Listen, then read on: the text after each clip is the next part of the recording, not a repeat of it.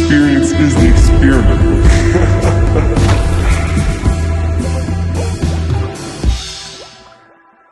Today's guest hails from Orange County, California. He's one of the top and youngest drummers in the game, playing with all of your favorite artists, including Machine Gun Kelly, Carlie Hantson, Jaden Hostler, and many, many more. Please welcome today's guest, Tosh the drummer. What up? What's going on, brother? How's it going, brother? So glad we got to get you on. Yeah, dude, thanks for having me. I appreciate it. Oh, thank you for I've coming. been wanting to do this for so long. It's sick to finally do it. Man, I'm stoked. And I got to see you play on my kit, which is always a pleasure. Dude, So that was thing is awesome. rad. I love it. Give me like a little synopsis on your story. I was reading you've been playing since you were 2. Yeah, so my dad, who's sitting right here in the room, He's the man. He's a drummer. I grew up with drums in the house, and I was always banging on shit. Or can I cuss? I'm not. Oh yeah. Fuck yeah, dude. I've always been like, just banging on stuff. And when I was 2, they got me a drum set, and I like could not stop playing. They got me my own kit because I was hitting his drums. Oh yeah. And then I couldn't, I had to stand up and play because I was so small. And they got me a toddler kit, and I sat there and I just practiced all the time. And like, dude, when I was 5, I got like a full size drum set and a double pedal, and I was just like, dude, I'm just gonna like learn as much as I can, and that's all I ever really wanted to do. It was never like, what do you want to be when you grow up? It's just like, oh no, I'm a drummer. Like that's already what I do. It's kind of like, yeah. That's something that I can understand on such an intimate level. I've been playing since I was 3. I'm not good enough to say I've been playing since I was 3, but I've been playing since I was 3. And when I was younger, I was playing on walls, breaking windows. Just if I wasn't hitting something, I was sleeping. Yeah, dude, fully. And my uncle was a drummer, and he got an old Pearl kit and cut down the floor tom in half and made a kick drum for me and my cousin. Sick. Because he didn't want us playing on like shit drums. He was like, he's a drummer, so he wanted us to have a real kit. And I still have the snare somewhere in here from 26 years ago. Oh, killer, dude! It's crazy, but I remember growing up and seeing all these dudes and just like watching them on TV, watching them wail, and just being like, "That's where I'm going to be one day." Yeah. And obviously, life takes its ebbs and flows, but it's cool to see somebody really fucking doing it. Oh, thanks, man. Yeah, it's my style has kind of changed so much over the years, but it's always been like similar. But I've gone through phases where it's like, yeah, I love wailing. Like right now, like honestly, dude, like when I play a show, I want to beat the shit out of the drums, and like I want to not be able to walk right the next day because it hurts so bad, Absolutely. But I've also gone through phases where it's like I was just playing along to Erykah Badu and like just like laid back grooving and stuff, and like. My first touring gig was playing for a funk artist, Nick West. And so it's like, I toured all over Europe playing with her, and it's like, I wasn't playing any like punk rock stuff or anything like that. Absolutely. But I always loved every genre of music, and I got to learn from some incredible drummers and stuff who played every genre of music, and yeah, man, it's just, I love it. That's what sets you apart though, is like, when I'm watching, like, even just these tracks of you on Instagram of you jamming in your garage, it's like the wailing is there, the heaviness is there, the attitude is there, but these fundamentals are there too. Like you have these intricate pieces that I feel like if you know the rules, it's a lot easier to break them. And I think there's a line, obviously, and you still want to have the creative flow and shit. But it's very clear that you're also very technical and like you know what you're doing. You're not just hitting thanks, shit. Man. Thank you. Did you like have like classical training or something? Is there a time before the more heavy stuff came in? So I learned everything from my dad, and then when I was like, I would say probably 9, I learned who Thomas Pridgen was, and I was like, dude, I love this guy so much, and I was obsessed with him. And then like 2 years later, I was 11, and he was playing at a bar by my house for the NAMM show after party, like some after party for NAMM. And we didn't even go to NAMM that year. I just was like, heard he was playing. It was right by my house. And I was 11. Obviously, I couldn't get into the bar, but my dad like held me up in the window, and I watched him play, and we actually saw him. And like to me, it was I didn't think I would get to meet him, so I was like trying to get his attention on Instagram. That's the whole reason I started posting videos of myself on Instagram. Crazy. Was literally just to get his attention. I started posting videos and tagging like him in the videos of me playing drums, like. hey, look, I'm good at drums, Thomas. You know, like It's fucking nuts. it's That's so sick. dude, it's hilarious. That's the whole reason I even did that. But yeah, and so I'm there thinking I'm going to see like this big like rock star do like his thing, and he shows up and he's like the door's locked and he's just like trying to carry his own bass drum in, like not in a case or anything, just like rolls up to like just a bar gig, and I didn't realize like because in my head I'm going to see like this crazy thing, rock star, yeah. And my dad's like, hey, there you are, and like we tap him and he turns around and he's like, oh, Tosh, I know you, bro, and like What the fuck, dude, fucking craziest thing ever. And he had seen my videos and. Like, dude, he was like, yo, I'm doing a drum clinic next week. You guys got to come. And we went. He like invited me up to play in front of everyone at this drum clinic. And then I was like, I want to take lessons with you. And he was like, all right, yeah, I'm usually in LA like once a month. And so like, you know, once a month for like 5 years, I took lessons with him. And what a trip, dude, craziest thing ever. And then I also got lessons from some other people. This guy Jake Reed is incredible drummer. Like. All around like amazing drummer, but I really wanted to like learn jazz, and I knew he was a great jazz drummer. Yeah. He's a younger guy, right? Yeah, he's younger. I mean, he's probably what 40s. Yeah, he's 40s. probably okay. Under Peter Erskine. Yeah, he was one of Peter Erskine's students, and I was a big Peter Erskine fan. I actually wanted to take lessons with Peter, and he was like, take lessons with him and see if you're ready. I mean, I was like 12 or 13, I think. How insane. And yeah, man, it's so cool. And yeah, so I took lessons with him, with Jake. And yeah, man, that taught me a lot too. But it was that's kind of like, because I love jazz music and stuff. Yeah. But like growing up, like, I'm like, I don't know how to like make it sound good. Like, how do those guys make it sound good? Because I'm sitting there trying to play along to jazz records and it sounds like shit. So I'm like, what the fuck do I do? And he he showed me a lot, and I learned a lot from him, but like a lot of the technical stuff like that you're talking about is like Thomas Pridgen. Like I mean I do like a hour or 2 hour warm up every day, and it's all stuff that was like Thomas has shown me, and I've kind of adapted to my own thing. And but like I mean in all the years that I took lessons with him, I'd say like the craziest thing that he taught me is just how to teach myself stuff, because like every day that's all I do is just like sit in my drum room and turn on a metronome and try to fucking come up with shit, you know? Man, that's something that I've been paying attention to, because I keep up on all the videos and stuff. I love watching it. I mean, it's like growing up and looking at Modern Drummer. I collected them all and just like seeing all these dudes who are doing it. And you don't, looking at these magazines and shit, you can't understand what they're doing to get to where they're at. You watch somebody like you, and I see somebody who's playing the biggest stages already, touring with the biggest people, and you're still sitting there doing an hour to 2 hour warm up and playing to a metronome. And I think if there's anything that some kid sitting out there who's sitting on their ass and wants to be where you are could do is practice. Dude, literally, my whole life, like, I don't give a shit about money. I don't give a shit about fame. Like, I don't care about that stuff.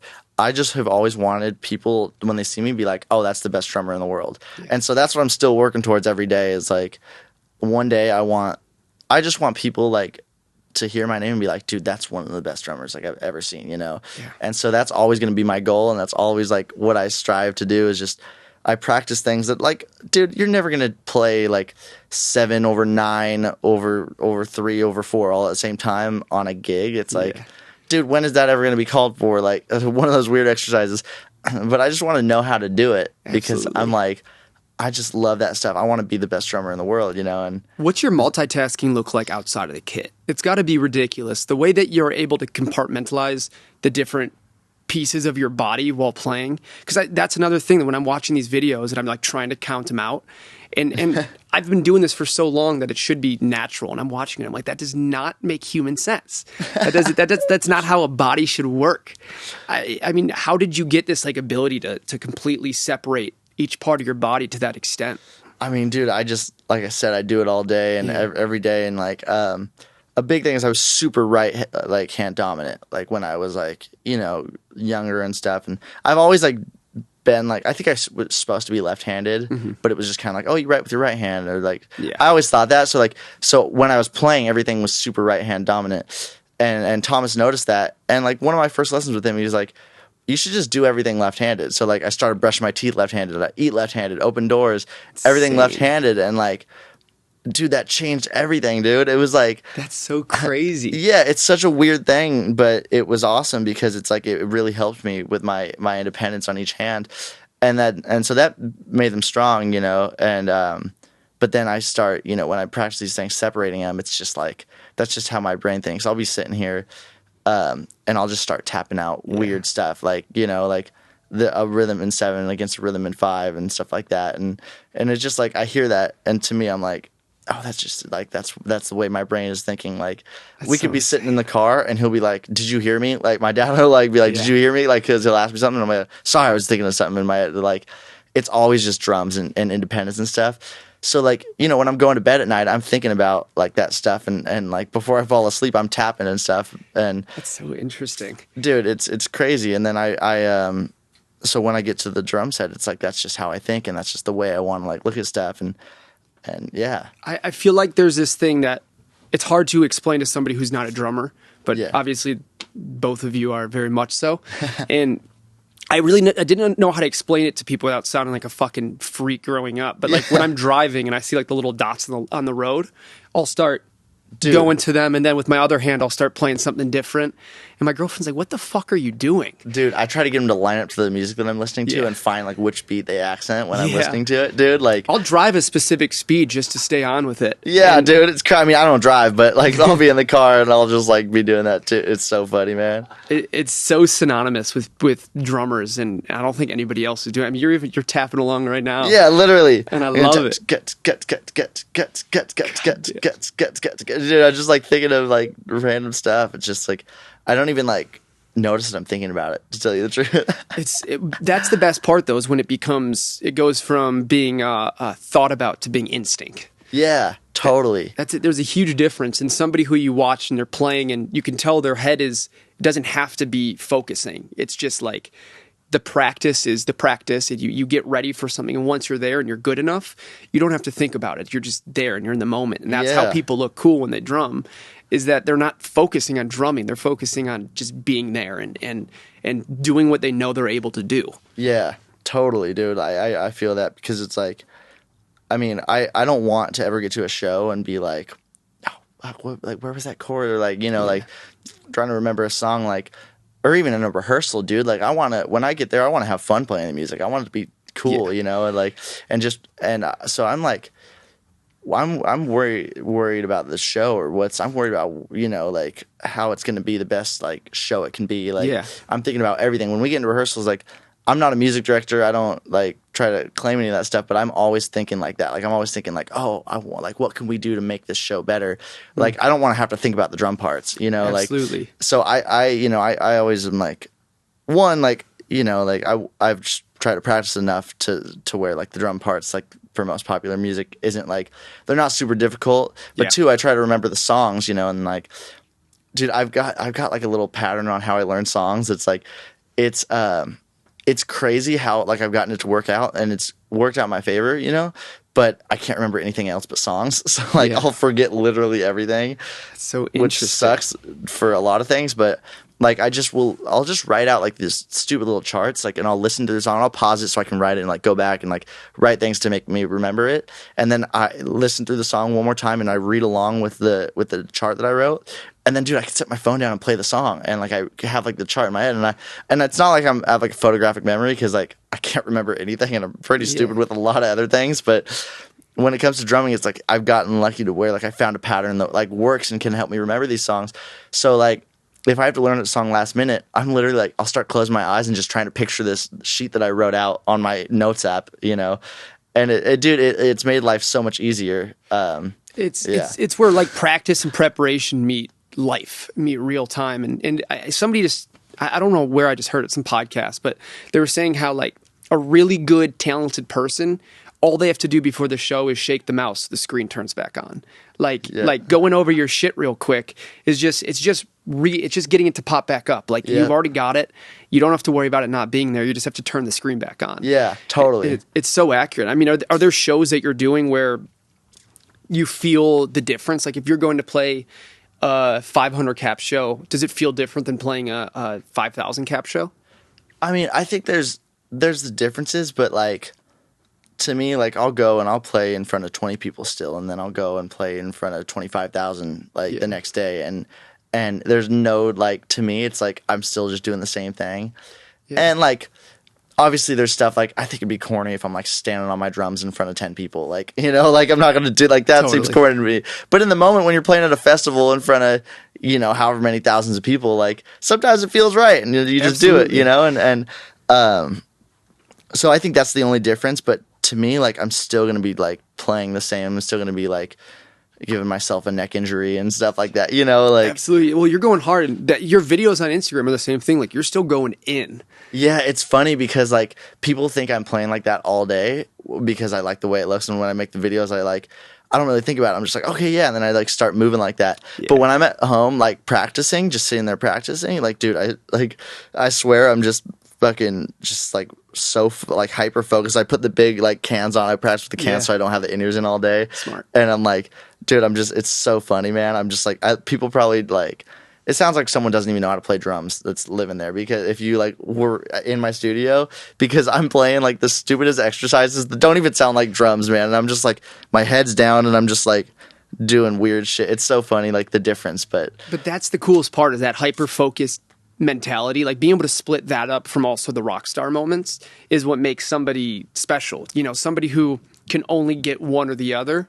Yeah. Is going to have a really tough time kind of committing that feeling to the show. Yeah, totally. And like when you're playing with Machine Gun Kelly, there's a aesthetic that is built in. You have to have this fucking badass energy that just makes people get as excited as the rest of the band. And well, dude, that's the craziest thing is it's like one of the Rook, who's Machine Gun Kelly's drummer, is like one of the best performers. I mean, and drummer, obviously, one of the best drummers, but like. When you watch that guy put on a show, like that's a fucking show, dude. Yeah. Like, and I remember we like watching him when I was, 14, 15. I mean, like, dude, like when I was super young, going to like hang out with them and watch them play and stuff. And I was always like, man, like I want to put on a show like that. Like he knows how to like, perform and stuff like that. And so when I got called to sub for him, I was like, oh shit. Like it's not even something I thought about. Like, I think like the music called for it, and it's like the way I performed was just what came out of me, because it's like the music is like it calls for it. Absolutely. And it's like trying to live up to Rook. I was like, I'm never gonna be Rook. I'm and that's just a known thing. No one will be him. That's him. And so I didn't go in and try to like copy him or anything. But like the music just calls for certain performance stuff, and just like swinging. I'm always gonna be swinging my arms and shit, and banging my head and stuff. It's like you're having fun. Yeah, it's just it's how it comes out, But then like you watch the video, I toured with an Italian jazz singer, and it was like completely different. It's like, and I'm still my hi-hats are still way up, and I'm like, arms are in the air, rocking out and stuff. But it's like, that's just how I play, kind of, but it's totally different, man. Like when you go and do these other genres, it's like the way you perform just moves with the music, and it's like it's what it calls for, I think. Absolutely. And also being able to understand what is called for is part of this gig. Yeah. And like being an aware person and understanding your job there. Like your job is to be the drummer. It's not to be the front man, but it's also, it's not to be the back person. Like you have this space that you need to hold down. Yeah. Well, that's the thing, is I'm not going to get called to go play for someone who wants a bunch of dudes wearing black t-shirts sitting in the back, like just playing that, because people know if they call me, they're not going to get that. I could try, but I'll do a terrible job at it. Like I'm going to go in and I'm going to kick shit over if I'm, mad. Totally. And it's like, I'm there like putting my emotions into the show, kind of, like.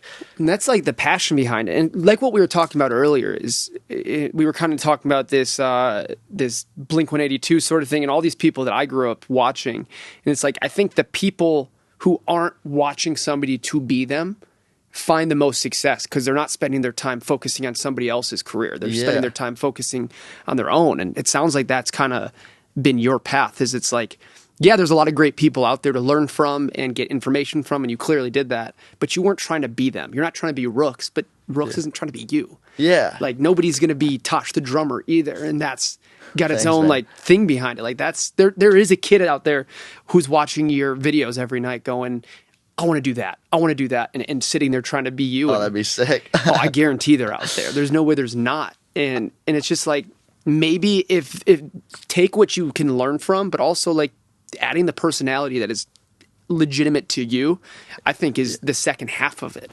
Yeah, I mean, totally. I feel that, man. Like I always like tell people hit me up and be like, "Yo, I want to play like you. Like, what do you give lessons and stuff?" Like they'll say like, and they whenever they say like, "Oh, I want to play like you," I'm just like, I mean, I'll give you a drum lesson, but it's not gonna make you play like me, because if you want to play like me, go take years of lessons from my dad, Thomas Pridgen, and Jake Reed, and then watch all the drummers in the videos that I used to watch, because that's what made me the drummer that I am. Not like you could take a lesson from me and you're going to become someone completely different. Totally. But like that stuff, like, it's, you go to where their path, like if I actually wanted to be like exactly like Thomas Pridgen, I would have gone and taken lessons from David Garibaldi and Dennis Chambers, which I would have loved to have done, obviously. Like that'd be insane. But like, when you take lessons from someone, you're learning, you're taking like your interpretation of their interpretation, or whatever, stuff like that. And, so I just think I've never like wanted to copy anyone's style. I've always just kind of liked play to how I would want to watch someone play, Yeah. Well, I'm a big fan of comedy, and I think part of the reason I love it is because it's so true to that nature where, like, you can't be this other comedian. You can go watch them a million times. You're not going to be them. You can understand their timing. You can understand their point of view. But, like, it takes the life situations that you're bringing in from your own experience to make a style. Yeah, like, fully. There's already a Rooks. There's already a Travis. There's already a Dennis Chambers. There wasn't already a Tosh, and like that's the space you took. Yeah, it's just been my goal, is just to kind of go and do my own thing and do what I like to do, and like it's cool. It's inspiring to see, and it's just cool to see. Also, obviously, our connection is Carlie Hantson. Yeah, we were talking very highly of her before, and I'll do it on air too because I love that woman. I will talk. Yeah, I'll talk highly of her forever, dude. She's one of the most talented humans, one of the coolest humans. Seriously, one of my best friends. Like, she's incredible. Like I could call her like right now if I'm having a problem with anything, and she's she actually just her girlfriend Sam just literally texted me this morning and was like, "Hey, someone like rear-ended me. Can your dad help me put on a new headlight or whatever the light is on the back of the car?" I don't drive, but tail light, whatever the fuck it's called.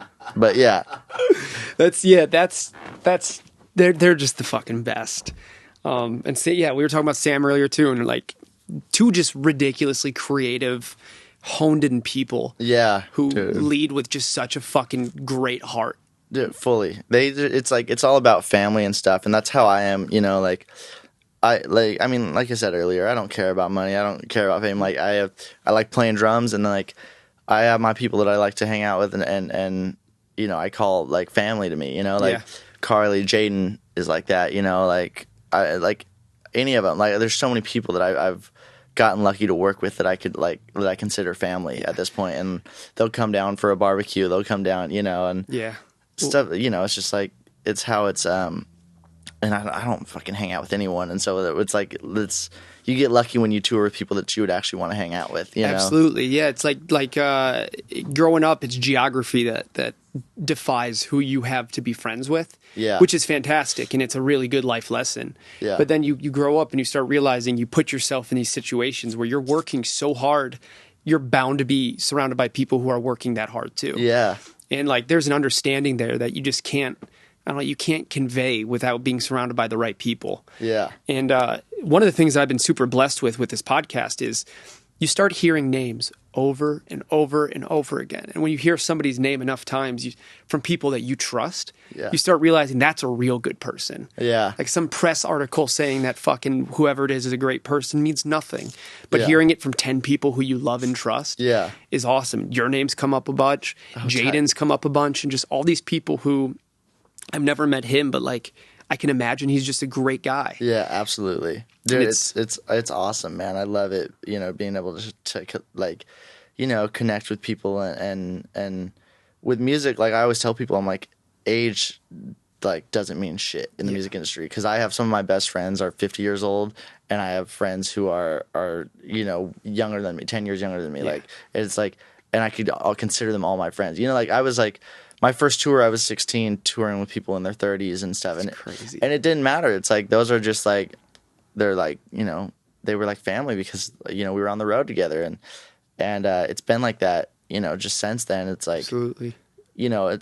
the age, where you're from, your race, none of that matters, dude. Like, especially like, you know, in the music industry, it's like, how could it? I'm in a band called Damage, and it's me. I'm 21, and then Johnny, the bass player, is 13 years older than me, and then Tim, our guitarist, is 13 years older than him. It's like the most random thing ever, but it's like Tim's 26 years older than me and is one of my best friends, and I could, you know, it's like, it's so cool to me, like, just people from different upbringings, different everything, and we all come together to do the same thing because it's what we love, you know. And the shit you must have learned from those two people are probably just absolutely, you know, it's not something you could pay for. I feel like when you surround yourself with people that are really good at what they do, but also have life experiences that you just couldn't have yet due to age or location or anything. Yeah. That's when you're in the right room. That's when you've met the right people. That's when you're in a situation where you have room to grow beyond being in a room with a bunch of same age people who are going through the same shit. Yeah. Are there like times where you've gotten in the room with people who are your age and you're just like, this doesn't feel right. I don't feel like I'm in a place where I can learn. I mean, I wouldn't say that because like I like it's not like they have to be older than me because I have, you know, like I've learned stuff from people who are younger than me too, you know. And it's like it's just like it's all just about like what you're there to do. Like, I don't know, I'm cool with going to hang out with, you know, people who aren't musicians and stuff, and I'm cool with hanging out with anyone. It's like it's all just life, you know. But there's definitely times where I'm like, man, I'm growing so much from doing this. I was talking about it today, like saying like I feel like I became a way better drummer when I started touring, because even though I wasn't practicing on the road because you don't practice drums there's nowhere to play drums, you know. Yeah. But the stuff you learn from playing with other musicians, because I didn't really even play a lot of shows before I started touring. Like, it was kind of like doing musical theater and then on the road in front of thousands of people in Russia. Like, you know, it's like... It's so interesting. It was just kind of like thrown into it. So, like, getting to play with other musicians and, like, feel things, like... I mean, I could practice to a metronome all day long at home, but to get up there with no click track, just wedges next to me, you know, at these big festivals and stuff, and these big jazz festivals, and like that's where I actually learned, is like doing that. And then my next touring gig after Nick was Carlie, and I was 17 and she was 18. We were both just kids, you know. It's like when you learn so much being on the road with each other, and like. Me and Carlie, like, we grew up together because it's like, you know, you learn so much being on tour, and like, you go through a lot. I mean, we were on tour for like, I want to say like 9 months out of 2019, like, and you know, I mean, from like October 2018 to like the end of 2019, we were like barely home, and when I was home with her, I was out touring with other people, but like, that's insane. You just learn so much, you know. But were you homeschooled?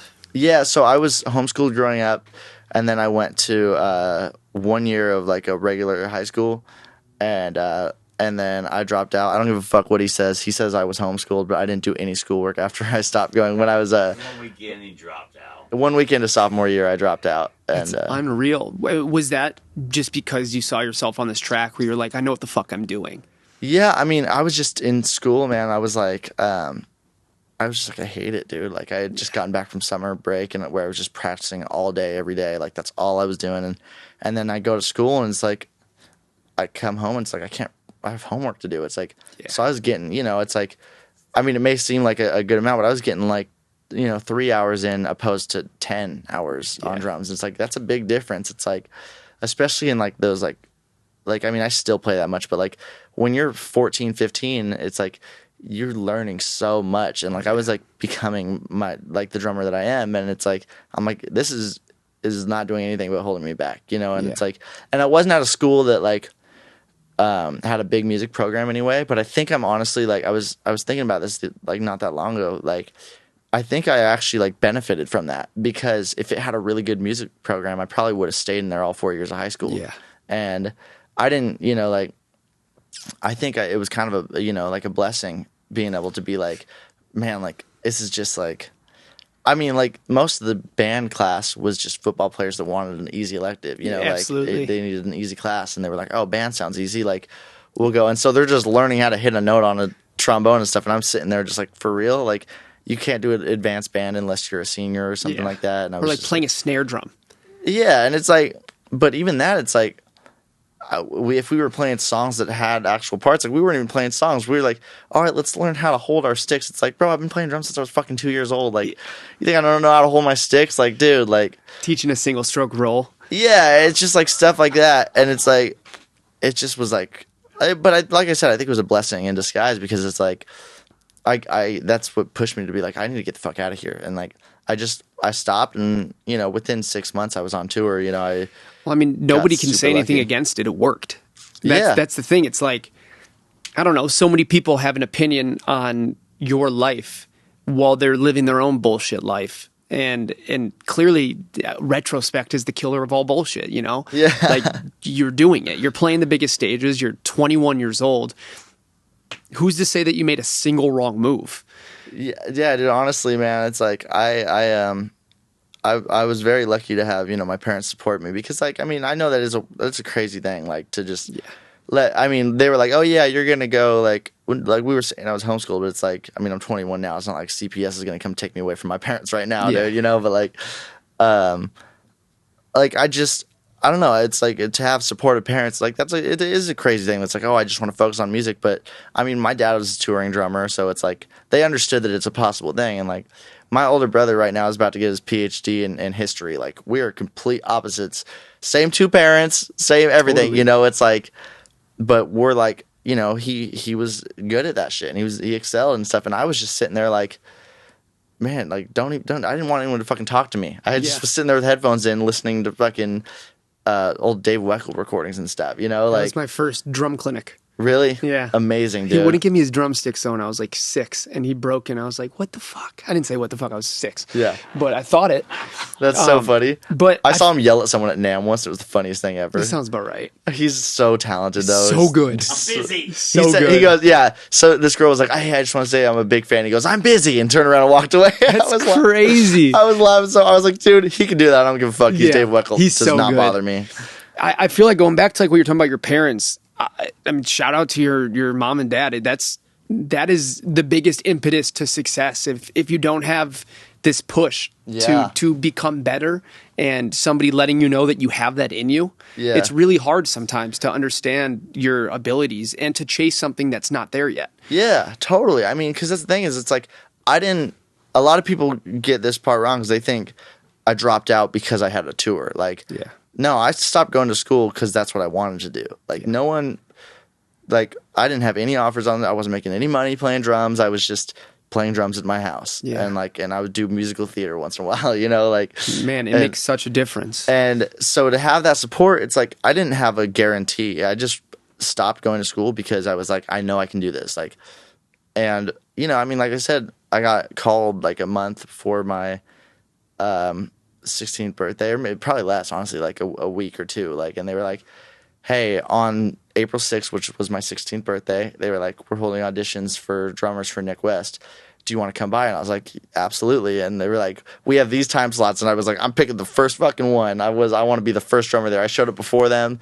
I got warmed up, and then they showed up, and I just acted like I just strolled in, and that's fucking insane, dude. And like, what, 3 weeks later, I was in Russia. Like, dude, like, it was like, it's fucked up, man. Like, I've toured all over Europe. I went to some crazy places with Nick. Like, I went to Tunisia, or no, wait, not Tunisia.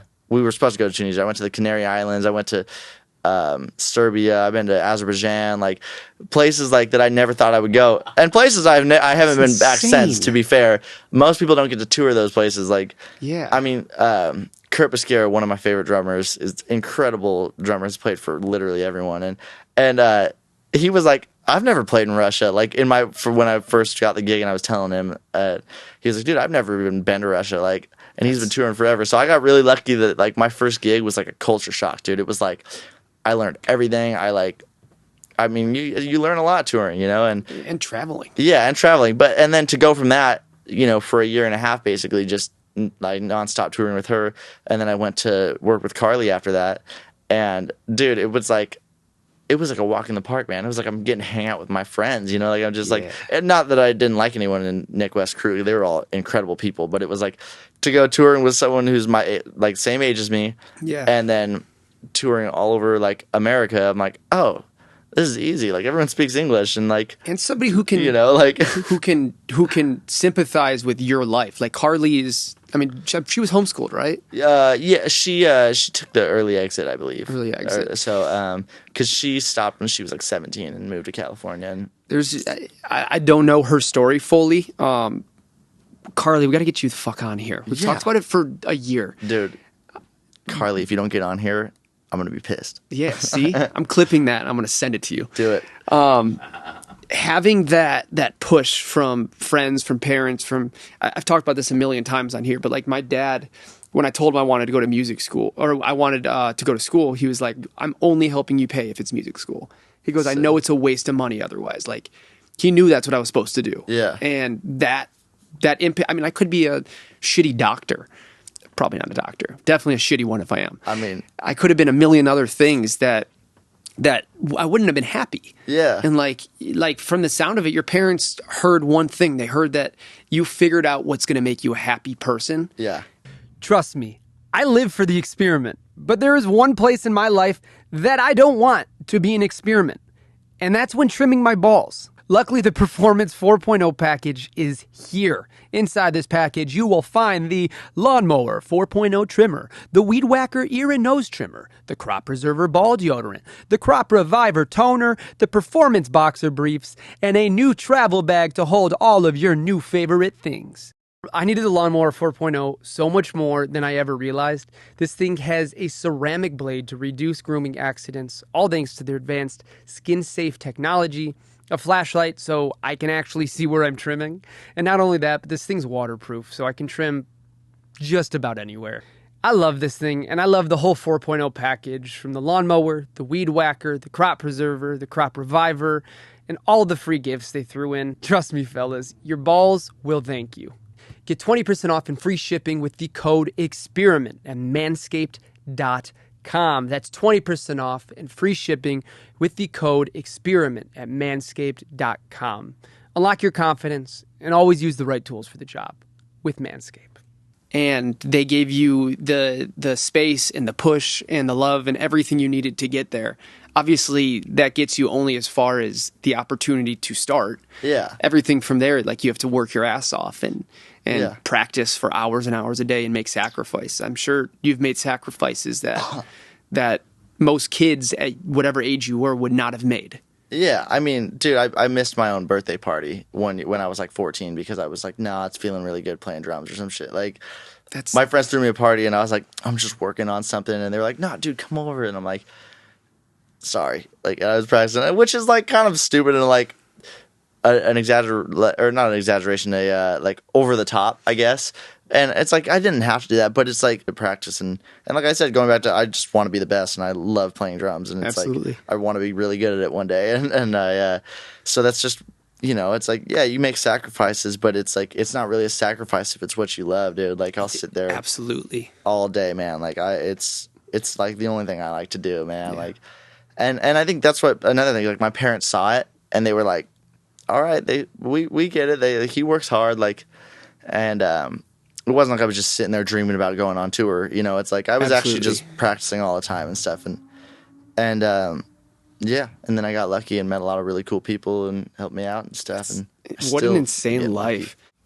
You're going on a tour pretty shortly with Jaden, right? Yeah. Yeah. We head out next month for the I Hope This Never Ends tour. That's so exciting, dude. I know, man. It's a good one because we got Beauty School Dropout coming out with us. We were just talking about, and they've been on here twice. And I think those are like top two of the top biggest episodes I've had. Rad. Those, and then Dasha too, who's Bardo's sister. Oh, dude, Dash is the shit. I was literally talking to her today. I want to go to her release thing. I'm gonna go, I think. Okay, I'm gonna try to make it on Sunday, right? Is that when it is? Is it this Sunday? It's this Sunday. Oh shit! I was supposed to be out of town, but now I'm home, so I'm like, all right, now I'm doing it. And my friend Jordy, who's a badass drummer, she's killer. Dasha hit me up asking if I knew any drummers, and I was like, dude, you got to get Jordy. And and she's doing the gig with her, and I've never gotten to see her play live. So How I've only seen sick. her video, so I'm super excited to watch her play. So I'm definitely gonna go. Man, how good does it feel when you see two people that you love separately and you get to see them together Oh, dude. jam? It's just like this. Oh shit! Oh, you're chilling. Sorry. It's like I feel successful when I see my friends gaining success together. Yeah. There's just something about that that's just it's so badass to see. Totally, dude. It's so fun, and like unfortunately I can't do Carlie's tour that she has coming up because I'll be on Jaden's tour, but two like really good friends of mine are playing as her band. You know, I got this guy Jonathan, who's an incredible drummer, and then Woofy is he's playing guitar and playback and stuff, and dude, it's just like such a cool like worlds collide thing, and It's so sick. so happy that it worked out. You know. How did you meet Jaden? So I was filling in for Machine Gun Kelly when Rook hurt his leg, and When was that? that was in 2021. So A couple like years ago. yeah, like April around my birthday, and Sick. I had just turned 20, and I was filling in with for Rook, and I guess that was around the same time Jaden was starting to get ready to play some shows, and everyone kind of just told Jaden like, oh, you gotta have Tosh on drums, but it was kind of just like one of those things. It was like, oh, this is gonna be your drummer, and then everyone was telling me like, oh, you're gonna go play for Jaden next, and everyone was kind of just saying that. I was like, all right, whatever, like, you know, and Not a bad person to play for. yeah, I was like sick, you know, like Yeah. Travis Barker is a legend, and he's, you know, producing it and playing drums on all of it. And I liked what I'd heard, you know, and his album wasn't out yet, but I liked what I'd heard and hadn't played a show yet. And he's just like, he invited me over, him and Quentin, who was they were living together at the same time. Quentin Griggs, fucking badass dude. If you got to get him on the show for sure. That guy is Quentin, let's do it. dude. He's a Let's do it. incredible artist, and I played with him at his very first show that he ever did. How So sick. super fun, man. But they invited me over to hang out, and I showed up, and it's just like a bunch of like, it's them, but then like all of a sudden I like this A&R that I knew, actually because of Carlie, he like pulls up, and then like every manager pulls up, like everyone just like shows up, and I'm like, am I about to get like interviewed for this shit? And it's like they basically were just showing up to like see if they liked me, but it was like everyone was like, oh yeah, it was my idea to have you come play drums for Jaden. Everyone was saying that, and I was like, so I don't know, I still don't know who to believe, but yeah, I showed up, and me and Jaden got along really well. I really got along with Shannon, his manager. Like Yeah. everyone on his team was cool. I mean, and Quentin, who's, you know, one of his best friends, and So sick. we all just like really hit it off, and just to think I was going over to hang out with like two people, and like, you know, it ends up being like 15 people who are all working with Jaden and stuff, and we all just got along really well, and like, you know, a week later I went over again. You know, he was throwing some like the first party he ever threw at that house, and I like showed up super late, and we just like kicked it, and we got along, and we were like, okay, this is gonna work, you know, and then we went and did a rehearsal, and like, dude, like it was just perfect. I mean, we did one or two rehearsals, and then fucking started playing shows, and it was the That's most so insane. sick. Dude, our third show ever was Lollapalooza in Chicago, Yeah. and there was 40,000 people at our stage, like watching us play. Like, 5,000, as I said earlier. Try fucking 40. dude, it Holy was fucked shit. up, bro. Like this dude's. He's never performed before. Like he's never, like, the closest thing he ever did was a music video, but like, you It's know, so sick. You know, so it's like to get thrown into it, like, I mean, it's second nature for me, but it felt like the first time I had ever done it. Yeah. It's like I've been touring, you know, it's like at that time for like 4 years, and like touring a lot, you know, and it's like, other than the pandemic, I was like gone, you know, a lot. And so, but it was so like refreshing playing with him. Like it felt like it was like my first band ever, basically. It was crazy, you what know. a great experience. And the fact that you're saying one of his first shows was like in front of 40,000 people. Yeah. I talk about this a lot, and if you've heard this a million times, you're about to hear it again, but I think that people need to allow people to have their first job. And I think people are really bad at that. If he, let's say it was Matthew McConaughey, if he worked at a grocery store before he was a famous actor, nobody's saying, oh, he's not an actor, he's supposed to be a fucking clerk. Yeah. And I hear so many people who are like somebody who's finding success via social media first, Yeah. who are then going to do their real passion, Yeah. and they get shit for it. And I think it's the stupidest thing in the world. Like, you got to let people have their first career. Just Yeah. because they're good at more than one thing doesn't mean you can fucking put them down for being great at what they love to do. Yeah. And I think he's a prime example of that. The fact that he played in front of 40,000 people is one of his first shows, and I'm sure he fucking killed it. Dude, absolutely. I mean, it's as if he had been performing his whole life, like, So cool. I mean, sorry, he, like, I mean, that's the thing with, like, the whole, like, social media and stuff. It's like, I mean, I think it'd be stupid to, like, give him shit for that. Like, that's what gave him a career, dude. I agree. We are selling out headline tours right now because of that. That's how people know him. And then it's like, Absolutely. it's just, yeah, he puts out dope music now, but, like, that's how he got his start. And it's like, without that, it's like he wouldn't have gotten to go on tour opening for Machine Gun Kelly. He wouldn't have gotten to do all that stuff. It's like he wouldn't have met Travis Barker and, Yeah. gotten signed to DTA and all this stuff. And it's kind of like, I don't know. It's I love that. Like, it's good. You got to let people have their first job. It's like, I mean, I was doing musical theater my whole fucking, from the time I was, like 10, and I think I was 10. I think it was 10 until I was like 16 when I started touring. I did it like every month. I was doing this community theater, like, and I made like $200 a week. I was like, dude, I'm loaded, bro. Yeah, Like, I absolutely. was like, And I'm sure so much of what you learned from there helped you grow into the person you are now. And it's just like, I don't know, for anybody who thinks that just because of where he was at and now where do you think that doesn't take a stupid fucking amount of work to get to where he was, let alone to get that whole entire world to transfer over to music? Yeah. You have to be psychotic, because that shit is not just hard, it's hard on the body, it's hard on the mind.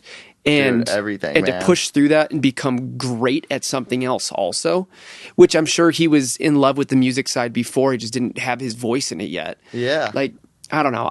Big ups to you, Jade, and I think that's fucking, more people should follow your lead as far as whatever is your first job, work hard at it, be the best at it as you can, and you'll move on eventually and you'll find what you're supposed to be doing. Yeah. But like, I don't know. I think people are so quick to judge on shit that the only reason you have time to judge is because you're not working hard yourself. yeah, man. Like, I think just like respect whatever anyone wants to do. It's like, I respect if it's your life. I mean, unless you're murdering people, then like, go ahead, do what you want to do with your Yeah. life. And like I said, like, yeah, like the social media thing, like that was like, he just kind of got lucky with that stuff, and it was like random, and it's like, but I don't think people even realize like how much work goes into the music side of things with him and stuff, and everything he does. It's like you said, it's hard on the body, it's hard on the mind, but it's like he's writing music every day. He's trying to get better at what he does every day. It's like, and I mean, like we all have the same mentality. It's like we just like to do this, and like we want to be good at it. Yeah.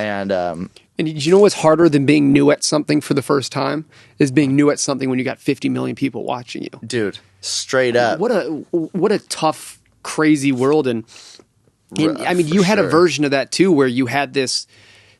It was clearly not an instant success. There was ridiculous amounts of hours and work in between there, but like, at the age that you started finding success, that has to be a weird feeling where you're growing into being a full-grown human. You're Yeah. learning how to be a person while also being somebody that people look up to, and it Yeah. had to be a tough transition that most people can't do. No, fully. I mean, I definitely got lucky. Whereas, like, a lot of my social media, like, following was drummers, and drummers tend to be pretty supportive people, and it's Yeah. like, so when I was going to do it, it wasn't like a big culture shock. It was like, I had seen videos of my dad, and I had seen my dad, in general, just be doing bigger shit. So to me, it was like, okay, cool, this is a nice little stepping stone, Yeah.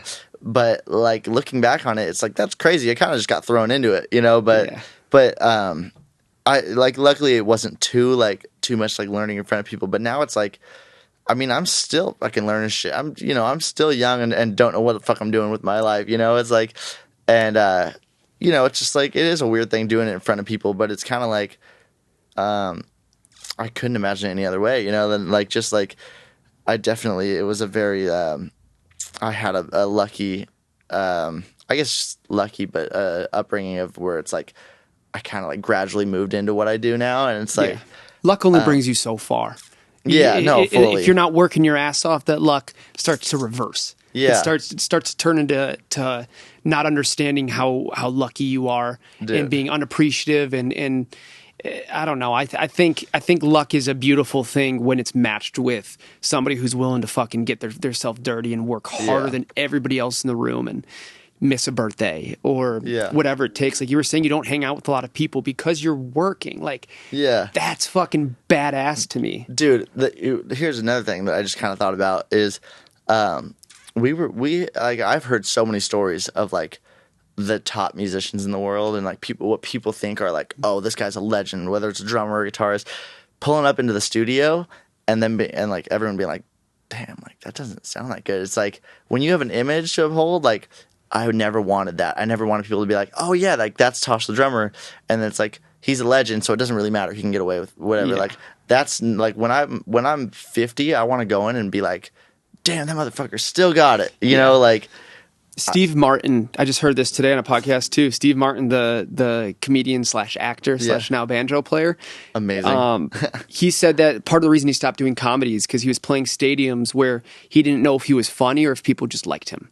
Yeah. And it's just like, what a weird place to be. You find this ultimate success. You're in Madison Square Garden in the round circle and everybody wants to see you do anything. If you fucking spit out your gum, they would cheer. And it's just like, there's a point where the tough part about being so in love with what you do is that you're always going to want it to be better for yourself. And the crowd's always going to love you if you're a successful person. But like, are you still going to have that same high you get after a show where you're playing your first time in front of 40,000 people? It's like, I think the practice and the hard work that goes behind it allows you to love it forever because you'll always know how hard it is and how hard you have to work to keep it. Dude, totally, because it's like, I mean, you go into this, I mean, like, there's a lot of fans of Jaden who would want to see him do whatever and would want to see us, they don't care what we play.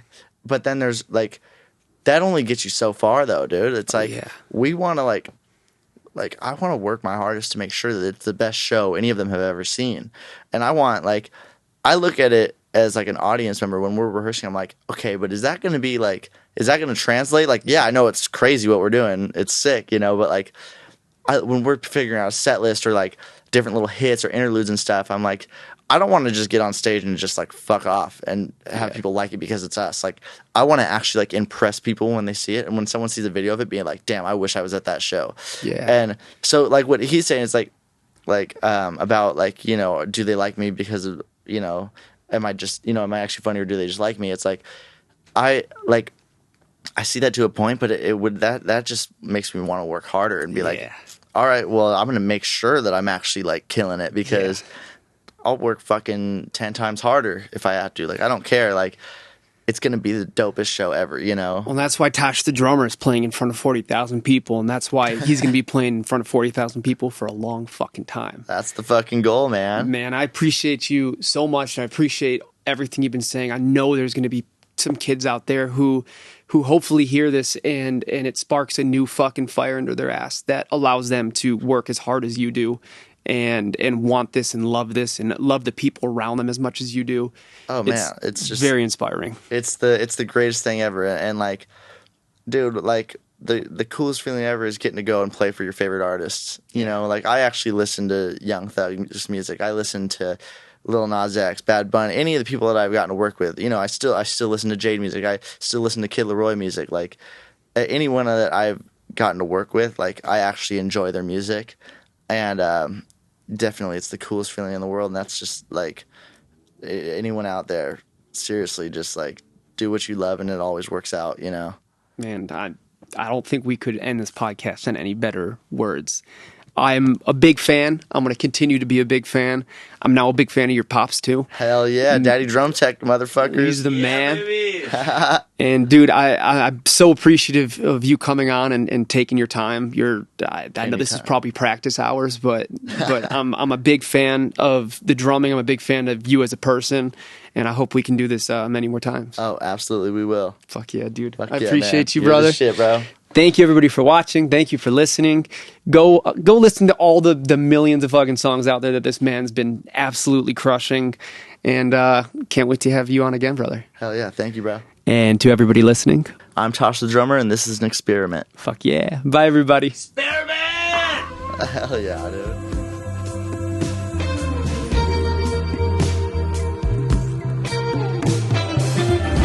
The experience is the experiment.